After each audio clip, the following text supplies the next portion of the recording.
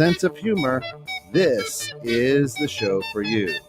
The Slate Real Talk with Scott Dehn airs every other Wednesday at 6 p.m. Central right here at 216thenet. For more information or ways to be part of this show, reach out to 216thenet@gmail.com. The Slate Real Talk with Scott Dehn is brought to you in part by the support of Golden Age Cinemas. Yes, it is a drive-in. www.goldenagecinemas.com. Playing this week, The Muppet Movie, followed by The Muppet Caper. Welcome back, Scott. I'm back. He is. I'm back, but someone stole my chalk. So this is episode 3, right? Is. So there we go. Take All right. 3. Here we go. Oh man, it's good to be back. I gotta tell you, man, yeah. this is I missed this place. Worldly traveler. Worldly traveler. That's me. Yeah, we missed you too. So yeah, Wednesdays weren't the same without you. No, it was quite the trip. We were gone for 16 days, but now we're back, and I was gone, but I'm never far from my movie universe. Yeah, as long as I got an internet signal, which they've got the fastest over there. Right? The fastest, yeah. I was gone for a few weeks. I'm back.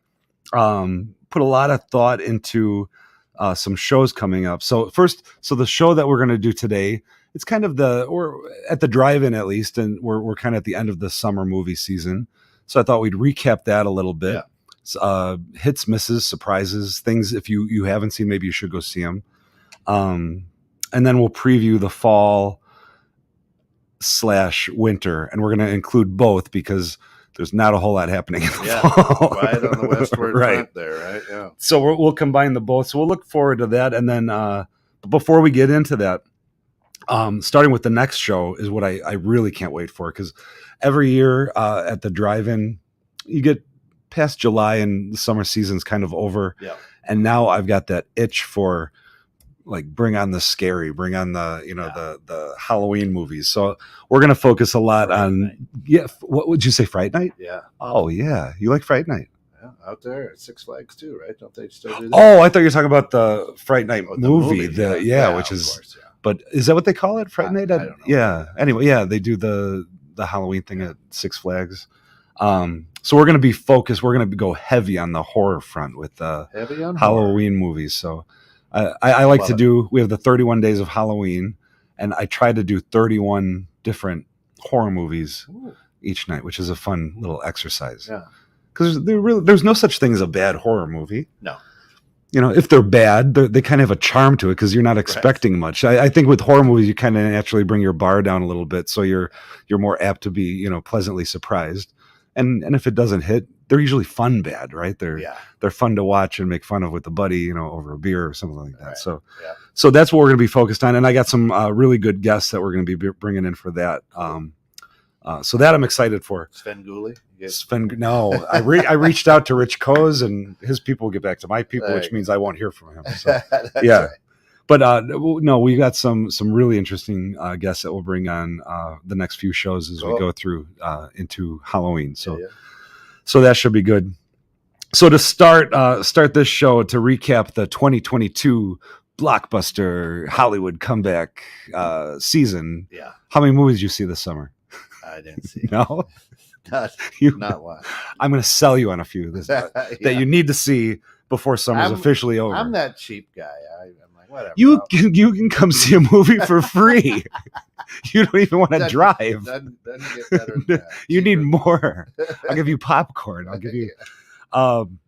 So look, overall, it was a comeback of many sorts this year or this season for Hollywood, for the theater industry, theatrical releases, because a few big things happened. Yeah. One, there was no pandemic to keep people in their house, so people were able to get to a theater. Theaters actually had movies to show when you got to a theater. That's new movies, right? Yeah. Right. And then this year there was I shouldn't say no. There were very few day and date releases of movies that you could go see in the theater that you could also see at the same time at home. And that's what really hurt, at least myself, a lot last year. Yeah. The biggest movies you could still stay at home and see. I'm of the belief that there's the theater industry would always survive even if there was all going to be the continued day and date release where you could see something at home and see it in the theater, theaters would have made it work somehow. For the same reason, I mean, we all have kitchens, but we still go out to eat, right? There's always going to be that need to go out. But thank God for Scarlett Johansson and her brilliant lawsuit that won her so much well-deserved money and then saved the theater industry for theater owners and for moviegoers. Movies that are in theaters are theatrically exclusive, and movies that are on Netflix and at home are exclusive to being at home. So we had a resurgence in these big movies that came out this season. So we're going to kind of go down the list of what, when we look back 10, 20 years from now at what I think is going to be looked back at the summer 2022 as a pivotal time period for Hollywood. What will be the movies people are going to talk about? Everyone talks about, 1975 was the where the summer movie season began with Jaws and, the event films. They're coming out Jaws 3D. Jaws 3D is one of the all-time great awful movies. Right. That's and do you remember for the Jaws 3D, to get the 3D glasses, you had to save your 7-Up caps and trade them in for the cardboard. Yeah. And speaking of which, did you see what was in the top 5 movies domestically? No. Nationwide. Yeah. Jaws. Really? Yeah, this weekend. Because they re-released it. See? Movies are back, I'm telling you. Everybody has Jaws at home. Do you own Jaws at home? We're going to need a bigger boat. We're going to need a bigger boat. That's it. But Mary Shep says, yep, she agrees with you on the releases. Chris Smith says, hi, Scott. Are you having trunk or treat again this year? We will not do trunk or treat. So trunk or treat was something we did at the drive-in every year, and it was always very successful until last year, because nobody had, it was always businesses who would bring in their vehicles, and nobody had any employees to work the trunk or treat. So we had a good celebration last year, a Halloween celebration that was billed under trunk or treat, but we had no trunks to treat out of. Right. So this year we're going to kind of bypass that, and we're going to do similar to what we did last year. We had a big long table set up where kids could decorate pumpkins, and we had all sorts of games. So to answer your question, Chris, we'll do a trunk or treat without the trunk or treating. So it'll be kind of just a big Halloween celebration. So we'll do a kids movie, a Halloween themed movie first. And I think at that point we'll be in our final week. Well, we'll have to be, because it's our last week of the season with Halloween ends. So that'll be the second feature. That'll be the shutdown. Yeah. And Gary from Singapore says, good morning. He's just joining as he's having a little bit of breakfast. Good morning. That's it. Good morning. Have some freshly squeezed orange juice for me, because that's one thing I missed from my trip. Mango. Yeah. Mango. Oh, yeah. I don't know. Mango sounds good. I imagine they have mangoes. I don't know. Jason says, hey, Scott. Jason is that Jaison? Jason, Jason Styles. Oh, Jason Styles. Jason's joining us. Hey, Jason. I'll see you at Plum Garden. He knows what I'm talking about. Oh, man. So you're not going to look back on this summer without talking about something we've talked about a few times, which is Top Gun Maverick. Yeah, Top Gun Maverick, which you look at the numbers that this movie's done, and it's, if someone would have sat down with me just in April, a month before the movie came out, and said, listen, Top Gun 2 is going to break records. It's going to do better at the box office than Avengers. It's going to do better than Star Wars. It's going to do better. I'd say you're crazy. Yeah. I thought it would do well just based on the nostalgia sales alone. But I mean, for it to do what it did, I've sat down. I don't know exactly why. I don't know why, other than, I mean, it was a sequel, but I mean, it was a sequel. How many years in the make? What came out in '86? Top Gun 1. Yeah. So I guess you could say it's a sequel, but it was original. It wasn't a comic book movie. It wasn't animated. So it went against the grain a little bit of the movies that have proven successful, at least recently. So I don't know if it was escape from the escape, Right. I think that may have been it. You can think what you want about Tom Cruise, but he draws. No matter what movie he does, he draws. The Mission Impossible movies. No, if he's in it, he draws.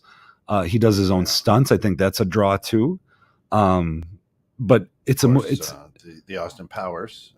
Oh yeah, Austin Powers. Even actually, you say that. You know what I thought of when I was thinking about Tom Cruise was. Do you remember Tropic Thunder? Yes. His role of Len Grossman. The I mean, he does everything well. Right. I like him as a person. I don't know him as a person. Right. I don't follow. I don't read People magazine. But the man's an entertainer, and he does it really well. And he does comedy well. The Austin Powers, the Tropic Thunder. He does action like nobody else. So I don't know. I mean, Top Gun, for reasons that might not be made clear for a long time from now, it saved the industry. Yeah, it really did. Yeah, it did. It's the movie that we're all going to look back on and say, this brought Hollywood out of the COVID fog. Yeah. There have been other movies that have been hits, but they've all been, like I said, Spider-Man was a hit during COVID, but comic book movies are going to... What about in Bulgaria? You were there. Were movies rolling there? There was a... they put them on a sheet? What happens over there? Actually, it was very cool. Oh, man. There's one city that I can never remember the name of. If my wife's watching, chime in with the city. She knows where we're at. So we're in Bulgaria. We're in this little town, this cute little town, and everything's outside. So there's this courtyard in the city, and all the restaurants go around it, and all the cafes, and you sit outside, and the weather's always beautiful. And then they're setting something up, and we see all these restaurants bringing chairs out from their restaurant, setting them up. And I'm like, what are they doing? And they got like a stage up there. I'm like, oh, they must be doing, maybe kids are doing a show or something. No, they were doing an outdoor movie. Nice. So I'm interested. So I go down there, and I'm thinking they might need my help, right? Like they need someone to run this projector. Please, I'm American. How can I help?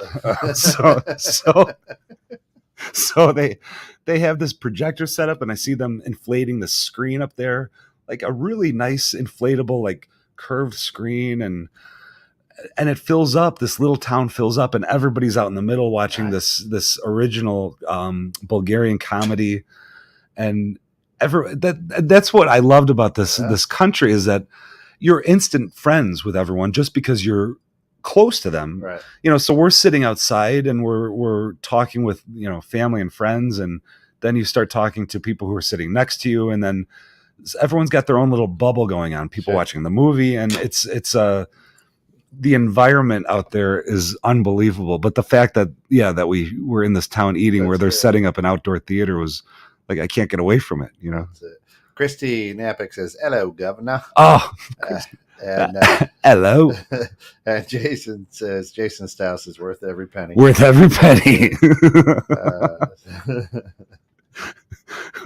Worth every penny. Christy is my.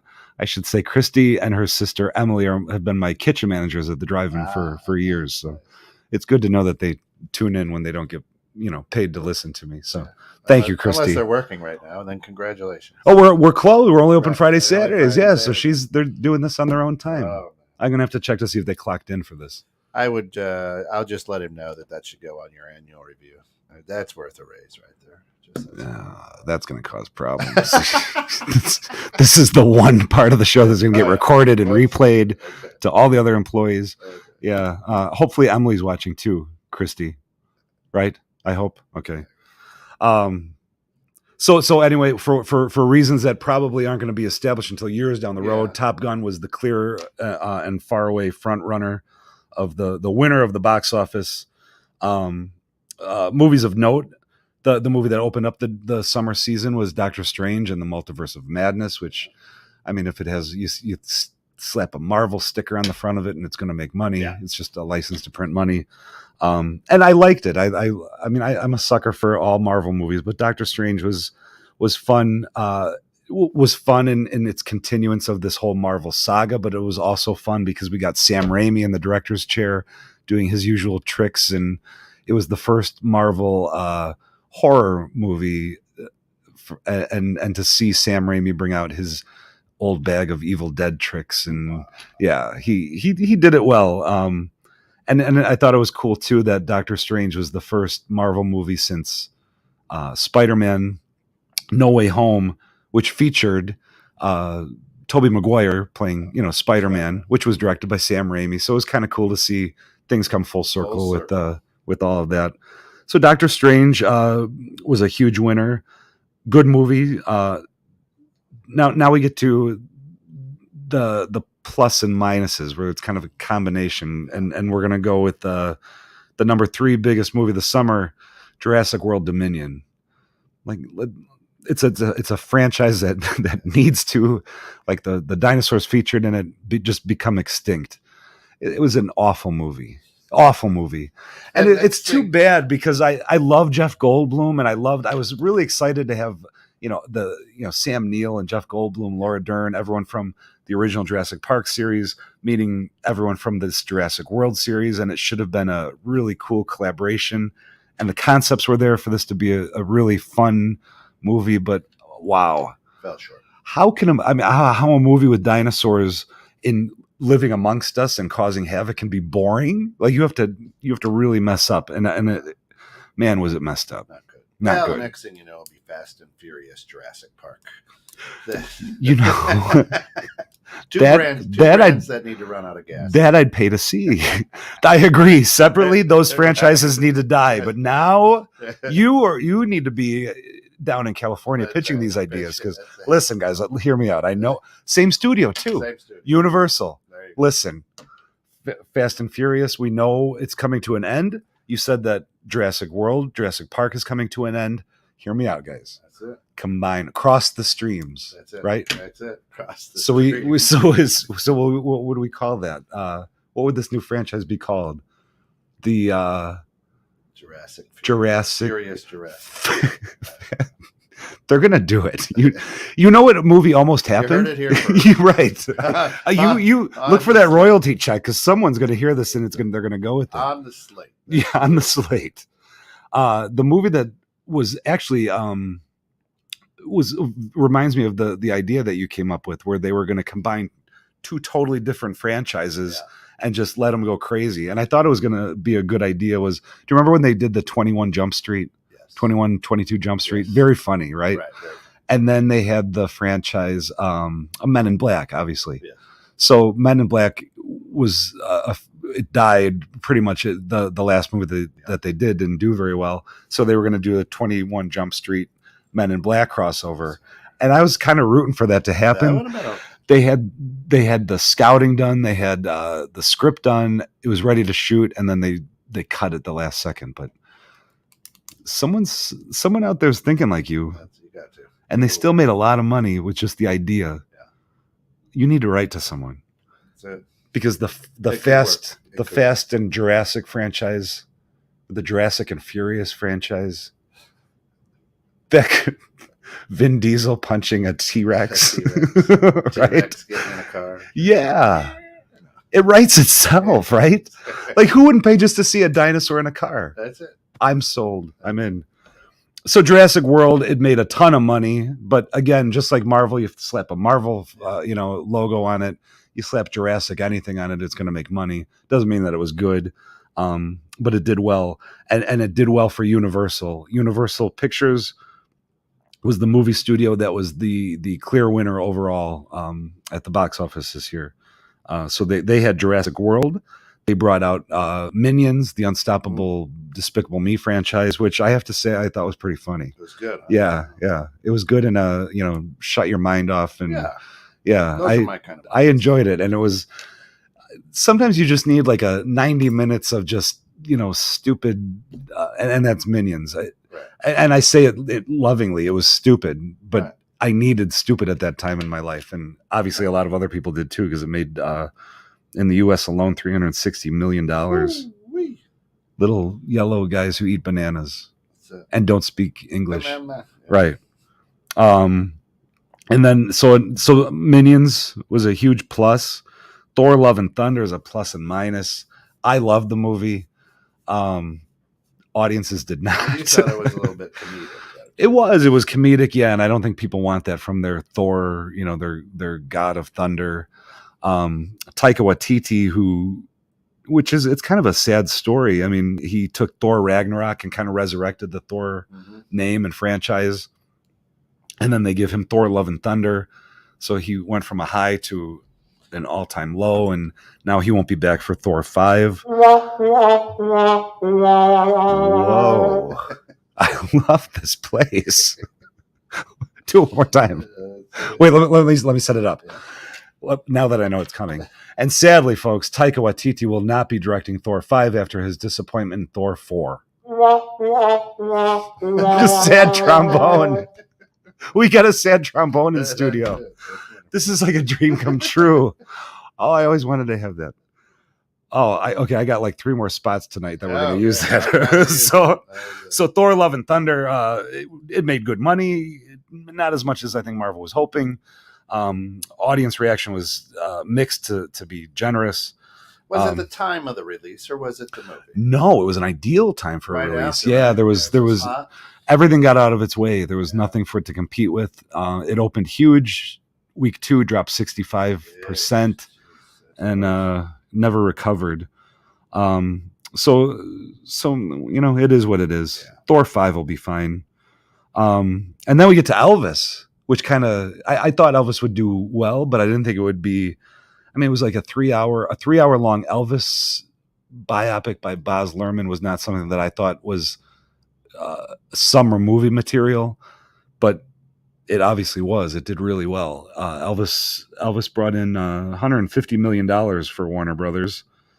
And then my favorite movie of the summer, not just because I thought it was a really well done movie, but because it was original, and originality is not something that really gets greenlit, let alone succeed in Hollywood, especially as a tentpole summer blockbuster. But Nope, Jordan Peele's Nope, did huge. And this is his.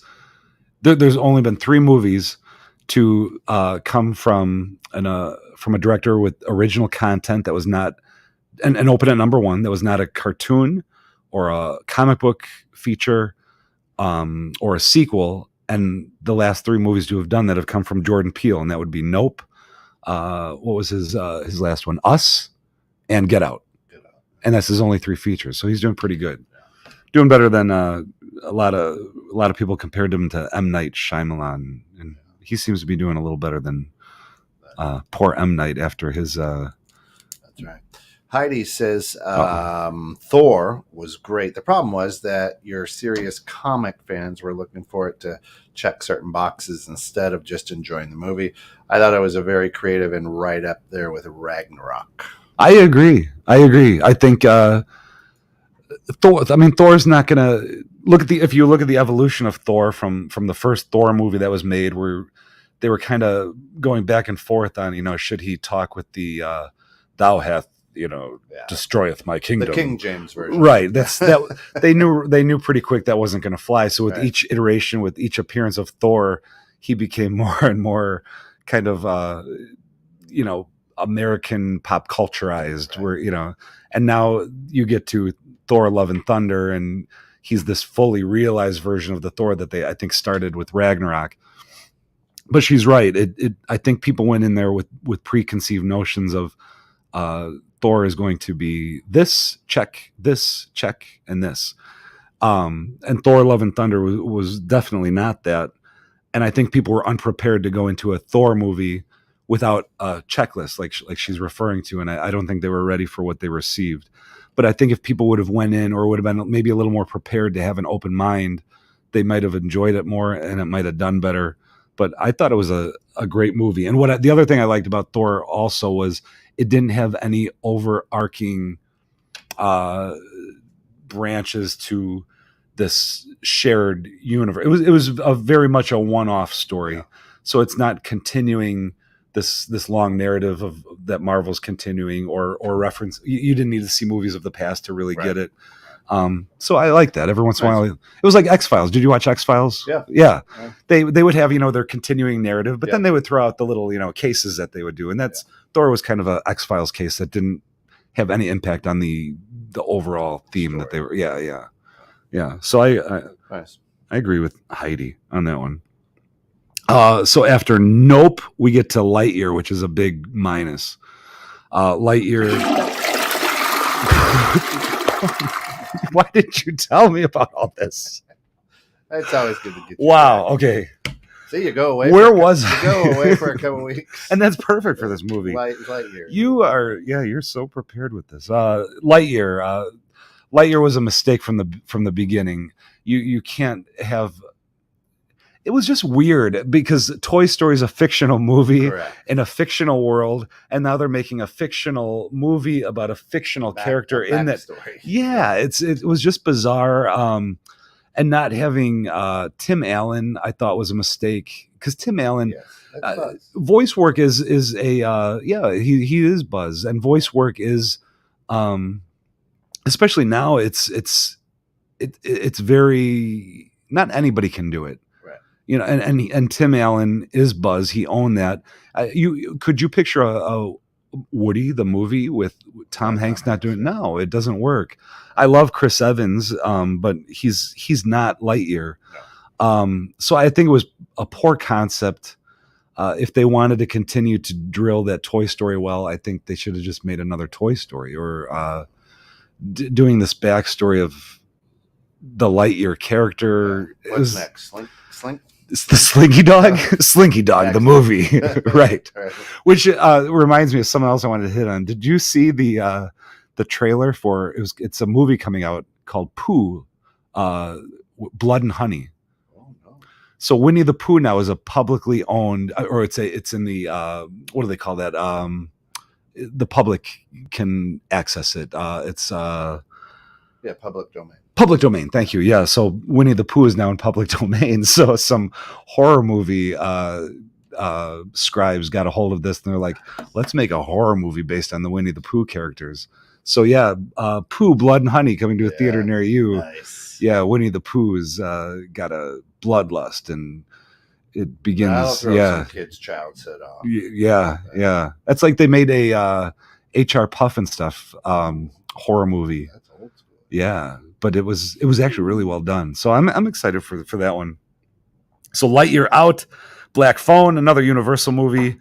Every summer there's a big there's always one good, like, sink your teeth into it horror movie. The Black Phone this year was it, following the nice tradition that The Purge has left us, that the Conjuring franchise has left us, and the Black Phone was a really interesting, fun horror movie that the horror movies seem to come out in July every year, which is a really good spot for them because it breaks up that monotony of eye candy, animation, comic book stuff. Yeah. So it's always needed. And it was really well done. And then to round out this summer, we'll go through a quick list. Bullet Train, Brad Pitt. It did well because it had Brad Pitt's name. DC's League of Super Pets, Warner Brothers just continues to shoot itself in the foot. I don't know what's going on over there. So Warner Brothers is getting bought out by Discovery Plus. Every day I read it's not even gossip or rumors anymore. It's reported as news because even the ones who report it as news know that nobody's taking this seriously. So it's, Henry Cavill and Ben Affleck are back. They're 100% back. They're going to be Superman and Batman for the next 10 years. Then an hour later, Henry Cavill says, I'm not coming back as Superman. And so Warner Brothers, as if they didn't, their shit wasn't together before this buyout. It's in even worse shape now. Just trying to throw something against the wall. Well, Discovery's taken over, and they had, the DC extended universe, which is a mess to begin with. But they had already made movies. They made Batgirl, which was going to be a huge release. Michael Keaton was reprising his role as Batman in it. It was already filmed. It was being pre-screened for audiences. They just shelved it. Multi-millions of dollars spent on this movie. Done, complete. And Discovery says, no, we'll take the loss. So Warner Brothers is like, well, you mean just release it on HBO Max? And they go, no, we don't want anyone to see this thing. So the one I feel bad for is Michael Keaton, because it took some big time convincing to get him back as Batman. And probably a lot of money too. And a lot of money. Yeah. So he agreed after being sold on this concept of where this DC superhero universe was going.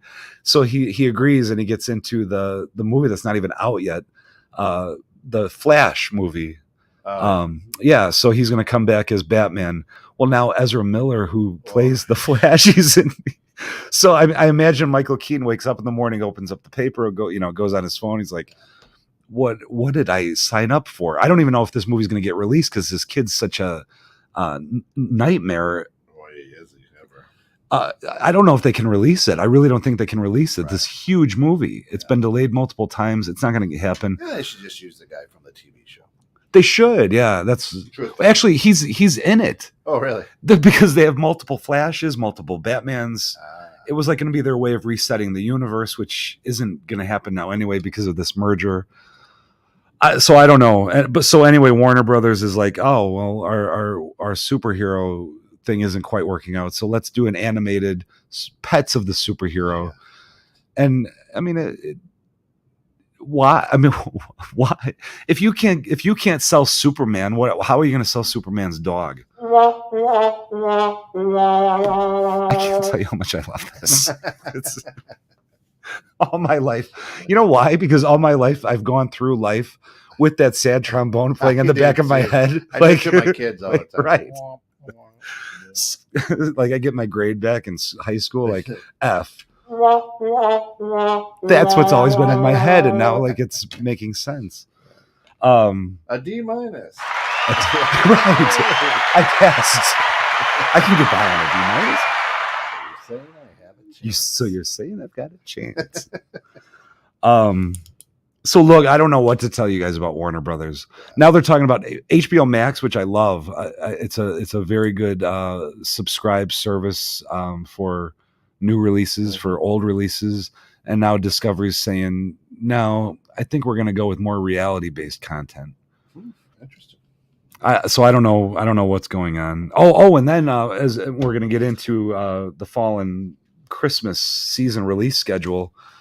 Aquaman, one of their few movies that actually does well, was supposed to be the big movie in December, and that's gone. So I don't know what's going to happen. Got iced over. Of course, you're listening to the Slate Real Talk with Scott Dehn, and brought to you in part by our good friends over at Golden Age Cinemas. Yes, it is a drive-in. www.goldenageCinemas.com. Playing this week, as a matter of fact. Friday, you're open Friday, Saturday? Saturday. Yes. Saturday. Listen, a couple of my favorites. It's the Muppet movie, followed by the Muppet Caper. The Great Muppet Caper. One of my all-time favorites. It is absolutely great. I still have my McDonald's glass. Remember the the Great Muppet Caper? That is awesome. Jen Krejci says, hey guys, tuning in just on my 15-minute break. Thanks for joining. All right. So good stuff over there. So we've got the Muppet this week. The week after, you're going to have. Yeah. So this week is Muppet Fest weekend. Next week we have ABBA weekend. So we're going to do little Mamma Mia 2. The musicals seem to do really well. We did. That's always good. Well, every year we do Grease, and then this year took on a special significance because of Olivia Newton-John's passing. Yeah. So we do the Grease with the animated like sing along. No Anne Heche movies. What's that? No Anne Heche movies coming out. No. No Anne Heche movies coming out. Soon? Too soon. Yeah. No, I don't even know what you would play for. Yeah. Wow. I've got it all for you. I guess. Yeah. Yeah. So we're gonna sing along with Mamma Mia. Now after that, I'd love to book more movies, especially with Halloween coming, get some scary movies on the docket, but I can't because, I'll just tell you. So here's what I'm working on. Hocus Pocus. Have you ever seen that movie? Yeah. Yeah. Well, it's Disney owned, so I can't. Disney has everything in their vault. When nothing's a new release, they keep it in their vault, and you can't ever play it. So Hocus Pocus 2 comes out, but it's not in movie theaters. It's a Disney Plus feature, but Disney contacted me, and there's 3 theaters in the country that they're considering playing it before it goes to Disney Plus, and one would be at the McHenry Outdoor Theater. Hey. So I don't want to be locked into, I don't want to be playing, Xanadu, right, and say to Disney, "Oh man, I'd love to play Hocus Pocus 2, but I'm playing Xanadu." That'd be a bad situation. Yeah. So fingers crossed. I'm hoping to have something to announce with this Hocus Pocus 2 soon. But other than that, we're going to start going deep into Halloween territory before the Jen end of the says, season. LOL, was that the soundbite from Psycho and Hayes version? A little bit. All right. And Gary from Singapore says, we're just going to pretend that Grease 2 doesn't exist. Okay, no, wait. Here's the thing. I mean, we established on the first episode that we ever did that I love bad movies. And Grease 2, I actually enjoy. I think it's more entertaining than Grease 1. I'm not saying it's a better movie. Grease is obviously the better movie, but Grease 2 is much more entertaining, much more fun than Grease 1 is. Absolutely. So yeah, when we announced that we were playing Grease with Grease 2, it was evenly split in the comments sections of people saying, "Oh wow, you're playing Grease 2. This is the greatest day of my life," to people saying like, are you crazy? Why would you play Grease 2? Like, what kind of theater owner are you to play Grease 2? Right. Like, when it came out new, nobody wanted to play it in their theaters. And here it is all these years later, and you're telling us this is our big prize. So yeah, Grease and Grease 2. Jen says, Plan 9 from Outer Space and movie. Ed Wood fan over here. We should do an Ed Wood weekend. That'd be fun. That would be fun. Plan 9 would be a must. What would be the second feature? Maybe Glenn or Glenda. That'd be a fun one. That'd be an interesting one. Shayna asks, you ever do the Rocky Horror at the outdoor? We used to do it every year. Yeah. And I used to end the season with it because it'd be such a mess. But it was a lot of fun. I got to tell you a funny story about Rocky Horror. So anyway, I hate that movie. I never got into it. I'm not a big. I don't like Meatloaf. I don't like. It's a movie that's never worked for me. Yeah. But I understand that there's an audience for it. So every year that I would play it. I can't play it now though because Fox was bought by Disney, and like we just said, Disney puts everything in their vault. So Rocky Horror is out. Disney's been getting much better at saying, hey, listen, do you want to play this? And offering it. And I think maybe Rocky Horror will be one that they do that for. I haven't heard anything as of yet. If they do, I'd certainly get it. But yeah. So anyway, so Rocky Horror, I started playing that every fall. I would pair it up with something, either do like a cult classic weekend with Big Lebowski or play Rocky Horror with Hairspray, another, kind of cult musical. Yeah. So the first year that I played it, this was like maybe 2007, Rocky Horror is playing and everyone comes dressed up, and how everyone's dressed up, right? And I'm there to help people. So I'm down in the concession stand. And if you've never been to a concession stand, women's washroom's over here, men's washroom is at the far end. So I see someone walking into the men's washroom in a skirt, and so I'm like no, ma'am, no, women's washroom is over this way. So the person turns around, full beard. I'm like, and he goes, I'm sorry. I'm like, nothing, just making sure you're having a good night, sir. I'm like, go right ahead. Comedy. Yeah. It's it. So now I know, like, for Rocky Horror, I don't look to help. If they need something, they can come to me. Right. So I just kind of mind my own business and let things happen. Right. That's great. Leave the cars parked in the back alone. Aaron Grossfield says horror weekend would be cool to do. John Carpenter's The Thing, and the 1950s The Thing from Another World. Ooh, I like doing the original with the remake. That's cool. I was gonna do that too with The Fly. Do a Vincent Price Fly followed by the Jeff Goldblum Fly. And actually, if you're looking for a John Carpenter weekend, I am going to be booking. I just don't have the dates, but the two movies that I'm going to be playing are The Thing, which I think she mentioned. So it'd be the 1982 Thing, the John Carpenter, and we're going to pair it with They Live, because I think They Live is maybe one of the most. It's a movie that's aged like wine. Yeah. It's so appropriate nowadays. And who doesn't want to see Roddy Piper on a big screen? Come on, right? Who doesn't want to see that? So you'll get your John Carpenter weekend. I just don't have dates. So stay tuned. Yeah. After I find out this Hocus Pocus thing going on, I'll get some good ones booked. Gary says give him Escape from New York and Escape from LA. Ooh. I see your Escape from New York, but Escape from LA. I said I like bad movies, but that's just Born in East LA. Oh. Scott Stuckle says I've still never seen that. Which? Scott Stuckle hasn't seen what? He's seen everything. They Live was a great movie. Reloaded. Aaron Gross. Yeah. What didn't you see? Yeah, I don't know. All right. Well, I'll let you know. We'll find out. So why don't we? Should we preview this fall? Because it's not going to take long. Let's go into the fall winter. So, yeah. First of all, Live, Scott said he hasn't seen They Live. You haven't seen They Live? Loaded. I'm telling you. Watch that tonight. Step at my house. I'll let you borrow it. There you go. You still got it on VHS. I do. Actually, I do. So the summer movie season is over, and you know it's over when the number one movie at the box office is making $7 million. There's nothing out there. School starts and the movie business dries up, and it usually dies until until like this year. We're gonna get into October 14th. Halloween Ends. That's the next big movie. So October 14th, Halloween Ends, and then the week after, October 21st, we have Warner Brothers putting their foot in the superhero water again with Black Adam, The Rock back as the superhero. Those are your two big fall movies. There you go. That's it. Oh. So which are you going to go see there? Oh, man, that's it. He says. Yep. Are those crickets? Yeah, crickets. Those are some happy crickets. They are. That's it. There's two. You got two movies in the fall. Hollywood. After you got a hot summer. Listen, I mean, we've got two. You've got that's all you've got. The Rock, though, he's starting to be a little bit like Tom Cruise. He's a huge draw. Absolutely. Draw, right? Yeah.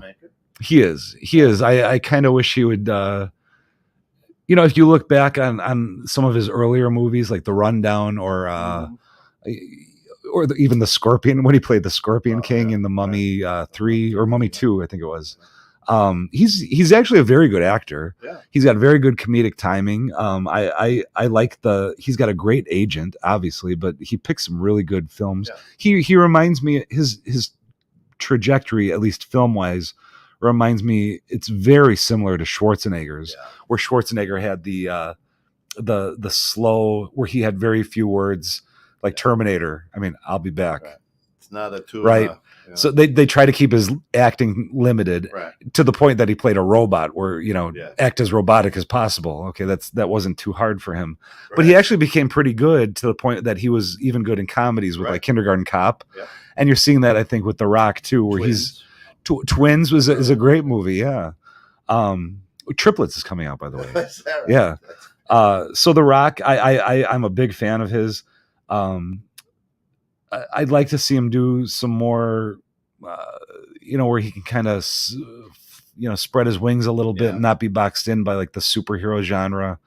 But I'll see The Rock in anything, just like I'd see Schwarzenegger in anything. So Scott says he's never seen Twins either. And Gary says, Jumanji, he was good in. Jumanji, he was great in, and that was one where I thought he had a lot of flexibility. Jingle All the Way. I love it. What was the toy they were after in Jingle All the Way? That's gonna drive me nuts. With starring a young Jake Lloyd from Star Wars: The Phantom Menace. Yeah, Jingle All the Way. Sinbad. What happened to him? Yeah, right. Actually, he's the subject of a very, the Mandela effect. Did you ever hear it? Yeah, where people swear he was in a movie called Shazam. Oh, no, that was Shaq. He was in Kazam. Oh, Kazam. But they swear on their life that there was a Shazam with... I don't remember that. No, so what I always wanted to do is... Turbo Man, that's it. Turbo Man. Everybody, he was after Turbo Man. Who said that? Scott Steckel. Scott. Oh, there we go. You redeemed yourself for not saying They Live. Wow, yeah, Turbo Man.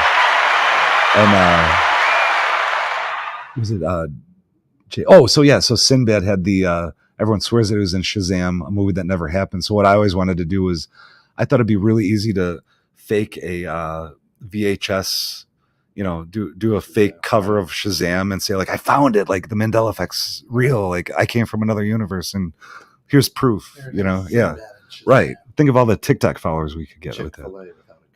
Chick-fil-A. See, you know what I'm talking about. Yeah. It's creepy stuff. Berenstein Bears. Yeah, weird stuff with that. Golden Age cinemas. Golden Age. Well, it just used to be one cinema. No, now it's two. No, you're gonna get me like that's gonna leave me up all night thinking Wait, did I have LLC at the end always? Right. So there's your fall movie season. You've got two to choose from: Halloween Ends and or Black Adam. Is it just because of everything that's going on out in Hollywood now, or I mean, why aren't we seeing that?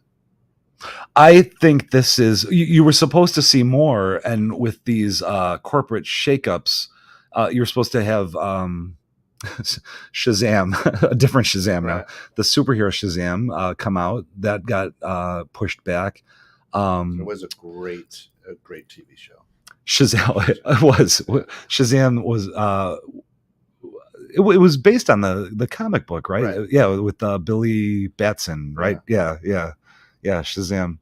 That and Greatest American Hero. Oh my God! Believe it or not, I'm walking on it. All right, well, there's the singing aspect. Shayna says, we've been leaning on old school movies lately. So many of the new ones have been lacking depth and have 20-minute runs of explosions. That's true. But I think the movies that you used to, like, I was thinking the other day, I went and saw LA Confidential in movie theater. I remember seeing Fargo in a movie theater. Mm-hmm. Those are movies that I don't think you would see with theatrical releases anymore. I think we're at a stage now where the movies that are going to be in theaters are the explosion movies, because those movies, the Fargos, the LA Confidentials, those are going to play more and draw more of an audience in a slow burn type way on a Netflix or on a streaming platform. The money's just not there in a theatrical release, I think, for those kind of movies to come out. So I agree, the older movies you can find that have that, but there are a lot of good movies, current good movies, they're just not in theaters that will give you what you're looking for. But yeah, the explosions and that's says, just what sells. LA Confidential, yes, loved that soundtrack too. Ooh, that was a soundtrack that I used to spin. I used to have on regular rotation the LA Confidential soundtrack, Swingers soundtrack.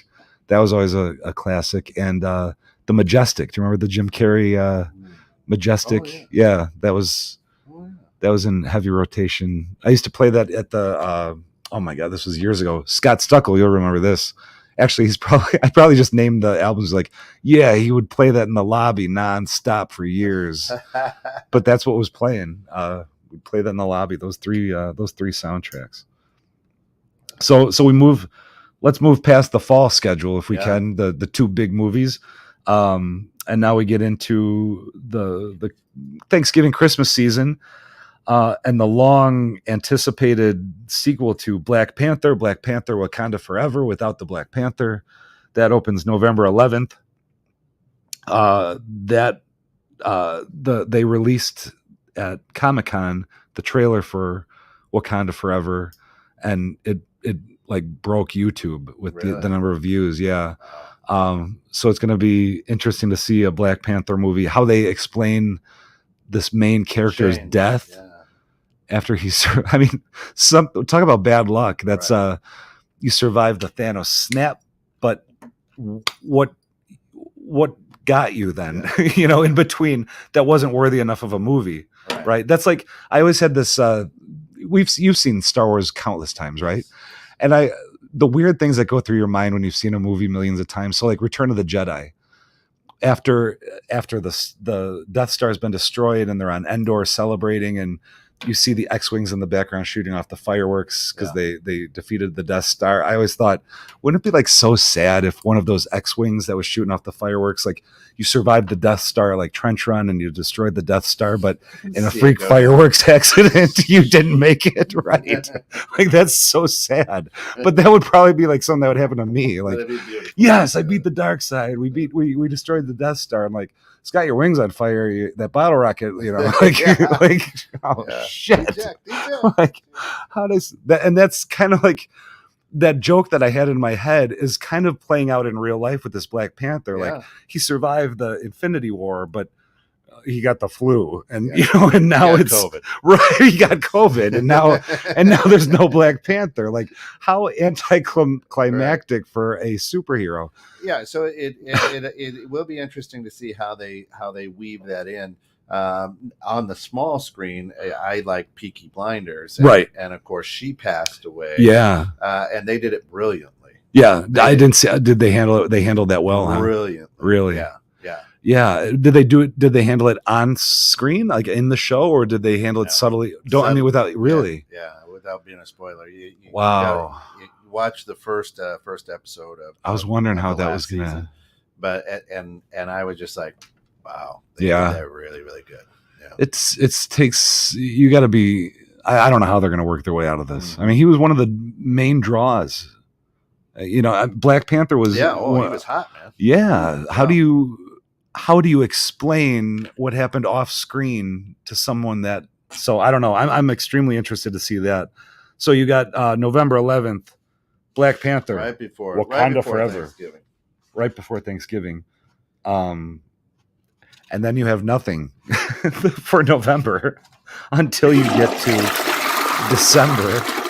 So your Thanksgiving movie season is going to be revolve around how many times can you see Wakanda Forever? Right.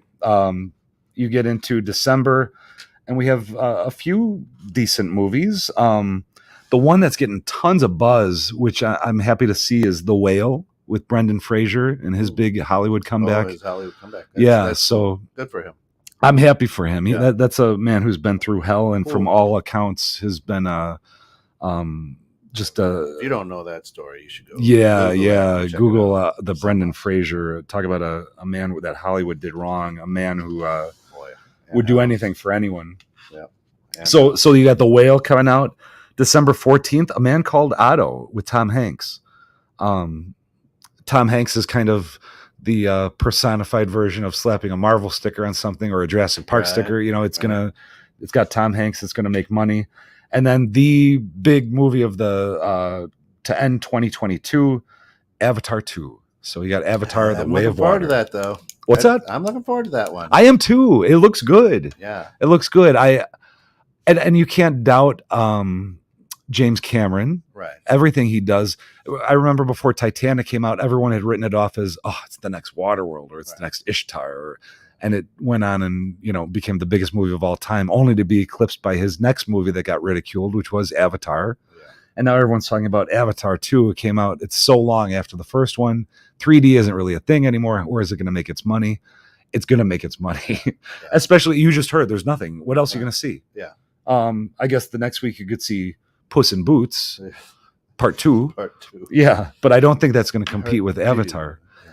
And Avatar has like a road paved for it that only James Cameron could have paved for him, where he's got December, January, February into March. I want him to come back out with some Naked Gun movies. I don't know if Leslie Nielsen's up for it anymore. From what I read, he may not be interested. It's just a matter of time before they start remaking those, though, the Police Squads. That's my kind of fun. Yeah. I like that too. Actually, Will Ferrell do Drebin. I could see that. He could do that. He could do that. Yeah, for sure. The one in that vein that they just re-released, and I forgot how good it was. The same people who made Airplane, Naked Gun. Do you remember with Val Kilmer, the German? He was an Elvis fan. Oh my God. Someone's gonna come up with it. It was a slapstick in the vein of Naked Gun. Yeah. Oh, it's gonna hit me. It just got re-released. Val Kilmer. Anyway, Gary says Ishtar. Now that's a name I have not heard Ishtar. in a long time. Coming to your drive-in theater. Yeah. Ishtar, followed by, what would be a good follow-up to Ishtar? Aladdin. Anyone who is left. That's right. Top Secret. Top Secret. Thank you. Top Secret. Gary. All the way from Singapore. Give him applause. Top Secret. Thank you. He's in Singapore? Yeah. Oh, I was going to give him some free passes to. But you still can. Gary, you come out next weekend. Mamma Mia 2 is on me. And I'll throw in a free popcorn. That's right. Airfare not included. Airfare not. Yeah. Thank you. Yes, Top Secret. Have you ever seen Top Secret? Now that he says it, it's been ages. Watch it. It's so good. Yeah. I forgot how funny that movie is. Yeah, I will. Yeah, it's really not it's this really weekend. funny. I'll be out in the woods. But oh, that's right. Yeah, you got a thing. Yeah. You're gonna be far from my Hollywood world. Civilization. Yeah. So there's your one movie I did want to hit really quick. Christmas Day.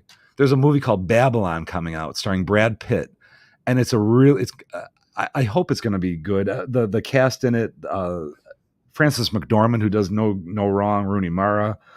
I'm sorry, Babylon. Olivia Wilde, Brad Pitt, Margot Robbie, who's on a huge role. So Babylon tells the story of Hollywood right before where they're trying to figure out how are we going to make this talking picture thing work.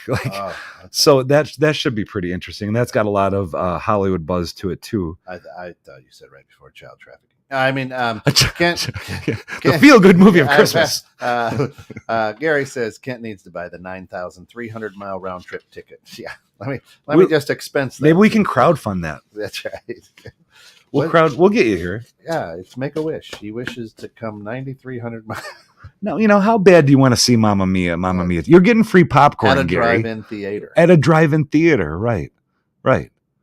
You can make this happen. The Uber might not be happy sitting through that. Uber. Yeah, schedule your Uber now. Yeah.